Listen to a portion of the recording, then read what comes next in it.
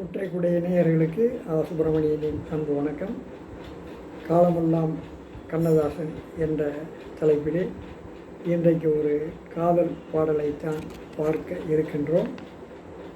தாயை காத்த தனையன் என்ற படத்திலே கவியரசர் கண்ணதாசன் நடித்தது, எம்ஜிஆர் சரோஜா தேவி நடிப்பிலே இந்த ஒரு பாடல் காதலிலே பண்பாட்டையும் தமிழ் கலாச்சாரத்தையும் நாகரிகத்தையும் விதைக்கின்ற வகையிலே கவியரசர் கண்ணதாசனுடைய அடிகள் இதிலே அமைந்திருக்கிறது என்பதை எடுத்துச் சொல்லுவதற்காகத்தான் இந்த பாடலை நான் தேர்வு செய்தேன். அதிலே முதலிலே அவர் சொல்லுவார், காவேரி கரையிருக்கு என்று அந்த காவேரி கரையில் சொல்லுவார். ஏனென்றால் காவேரியை பாடாதவர்கள் புலவர்கள் கவிஞர்கள் யாருமே இல்லை. அந்த அளவிற்கு தமிழ்நாட்டின் வளம் கொடுப்பது காவிரி.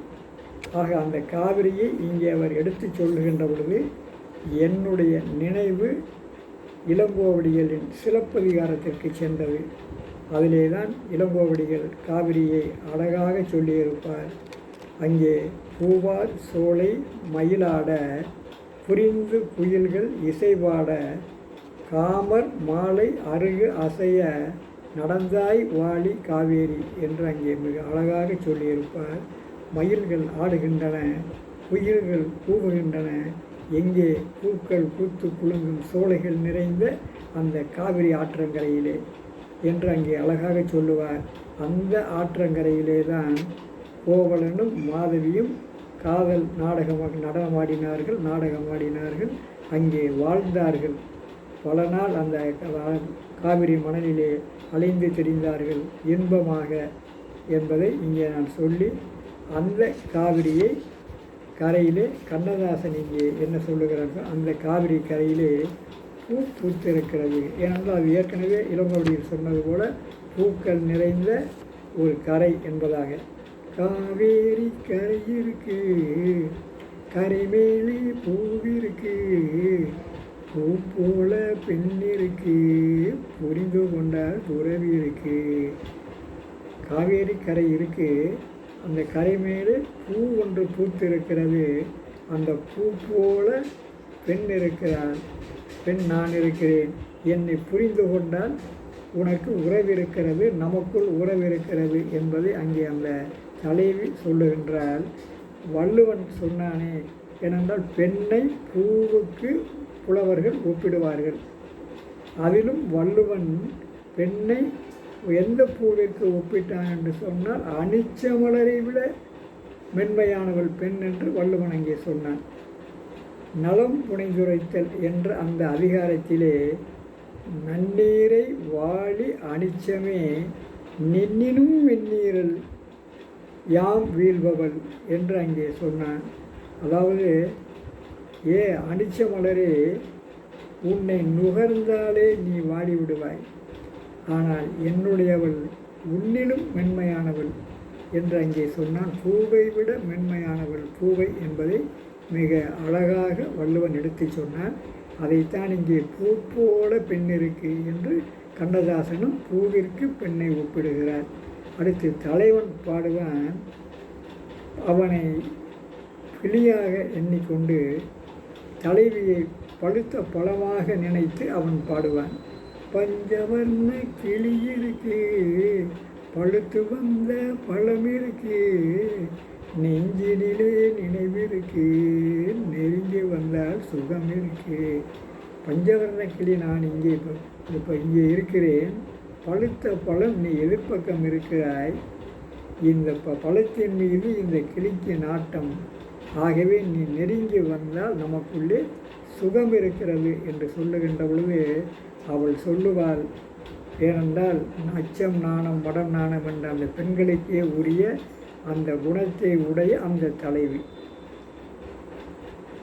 அங்கே நாணம் என்பது திருமணம் ஆகாத அந்த பெண்ணுக்கு ஒரு ஆணிடை சந்திக்கின்ற பொழுது, தனியாக ஒரு ஆணை சந்திக்கின்ற பொழுது அந்த நாணம் வேண்டும் என்பதாக தொல்காப்பியம் வள்ளுவம் எல்லாமே அங்கே சொல்லுகின்றது. அதைத்தான் அவள் இங்கே வெளிப்படுத்துகிறாள். என்னம்மோ போல் இருக்கு, எப்படியோ மனசு இருக்கு, என்னமோ போல் இருக்கு, எப்படியோ மனசு இருக்கு, வெள்ளம் போல் நினைவு இருக்கு, வெட்கம் மட்டும் தடுத்திருக்கு. நீ என்னை கூப்பிடுற, ஆனால் நீ அழைப்பது என்னை என்னமோ போல இருக்கு. அங்கே வந்தால் என்ன நடக்கும்னு எனக்கு தெரியாது. எப்படியோ என் மனதிலே எண்ணங்கள் ஓடுகின்றன. ஆனாலும் உன்னுடைய நினைவு என் மனதிலே வெள்ளம் போல இருக்கின்றது. ஆனால் உன்னிடம் நெருங்கி வருவதற்கு வெட்கம் என்னை தடுக்கிறது என்று அவள் சொல்லுகின்ற பொழுது தலைவன் திரும்ப சொல்லுவான், ஆசைக்கு வெட்கம் இல்லை, அறிந்தவர் முன் அச்சம் இல்லை, காதலுக்கு தூக்கமில்லை, கண்களென்றால் வார்த்தை இல்லை. ஆசைப்பட்டுட்டான். நீ ஆசைப்பட்ட, அதுக்கு பிறகு வெட்கப்பட்டு என்ன செய்ய? நீ சும்மா நெருங்கி வா, நான் வேறு யாரும் இல்லை, உனக்கு தெரிந்தவன் தானே, உன்னுடைய காதலன் தானே, நீ என்னுடைய அருகே வா என்று அவன் சொல்லுகிறான். அதிலும் நம்முடைய கண்கள் கலந்து விட்டன. கலந்து விட்டதற்கு பிறகு என்ன வார்த்தை இருக்கிறது என்று அங்கே சொல்லுகிறான்.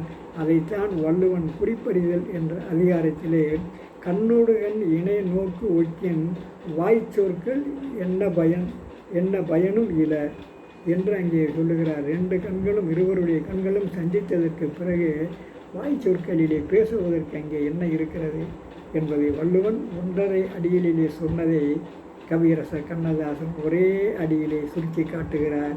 கண்கலந்தால் வார்த்தை இல்லை என்று. ஆனால் அவள் வருவாளா? அவள் சொல்லுகிறாள். ஏனென்றால் அவள் பண்பாட்டை காக்கின்றவள். ஆகவே சொல்லுகிறாள், நான் உன்னை நெருங்கி வருவதற்கு, உன் அருகே வருவதற்கு நேரம் நெருங்கி கொண்டிருக்கிறது, அப்போது வருகிறேன், அதற்கு பின் நாம் இருவரும் சேரலாம் என்று சொல்லுகின்ற பொழுதுதான் மேளங்கள் முழங்கி வரும், மேடை என்னை அழைக்க வரும், மேளங்கள் முழங்கி வரும், மேடை என்னை அழைக்க வரும், மாலை மனம் கூட வரும், மங்கள நாளும் தேடி வரும்.